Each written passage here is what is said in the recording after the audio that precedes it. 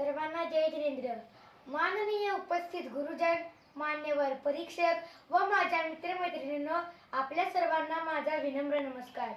मी वीर दीपक अटणे, इयत्ता 6वी MG शाह विद्या मंदिर व ज्युनियर कॉलेज बाहुबलीचा विद्यार्थी. आज मी तुमच्या समोर ज्या विषयासह उभा आहे तो विषय माझ्यासाठी विषय नसून विचारधारा आहे, मार्ग आहे आणि जीवनाचा प्रकाश आहे.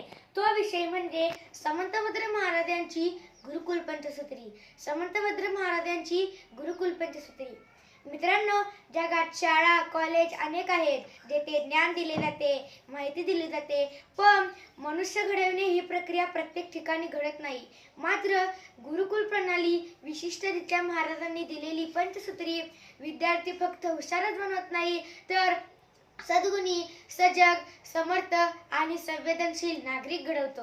आज मी तुमच्या समोर एक अशा विचारसरणीबद्दल बोलायला उभा आहे जी केवळ शिक्षणाचे तत्वज्ञान नाही तर जीवन जगण्याची कला आहे.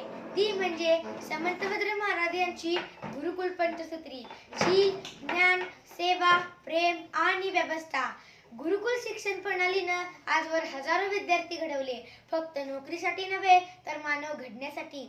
आणि मानव घडण्यासाठी ही पंचसूत्री म्हणजे 5 दीपदिवे जे जीवनाचा मार्ग प्रकाशित करतात. शील. शील म्हणजे व्यक्तिमत्वाचा सुवास. तुम्ही कोण आहात हे तुमच्या शब्दांनी नाही, तुमच्या वागण्यातून कळते. तो शील. समंतभद्र महाराज म्हणतात की मनुष्याचा खरा दागिना म्हणजे गुण. परीक्षक निरीक्षक बाजूला पाहत नसतात. कॉपी करता येते, पण आपण मनाला विचारतो, मी काही चुकीचे करायचे नाही. कुणालाही न दिसता योग्य वागणं म्हणजे शील. नजर टाळून नाही, अंतर्मन स्वच्छ ठेवून जगणं म्हणजे शील. ज्ञान. ज्ञान म्हणजे काय? ज्ञान म्हणजे शिकणे आणि समजून घेणे. गुरुजी गणित शिकवतात, ते उत्तर पाहून लिहिणं म्हणजे माहिती, पण ते उदाहरण जीवनाशी कसं जोडता येईल याचा विचार करणे म्हणजे ज्ञान. ज्ञान म्हणजे पुस्तकातलं नव्हे, ज्ञान म्हणजे मनात जळणारा विचारांचा दिवा. सेवा. सेवा म्हणजे काय हो? सेवा म्हणजे परहित आणि मदतभाव. शाळेसमोर एखादी आजी रस्ता पार करताना अडकतात, त्यांना धरून रस्ता ओलांडून देणे. यासाठी ना बक्षीस ना टाळ्या, फक्त मनात एक आनंद. ही सेवा. ओळख न मागणारी, परतफेड न मागणारी. प्रेम. प्रेम म्हणजे आपुलकी, समजूतदारपणा. मित्राचा डबा घरात विसरला की आपण आपला डबा 2 भागात वाटतो. तो शब्द न बोलता हसतो, आपणही हसतो.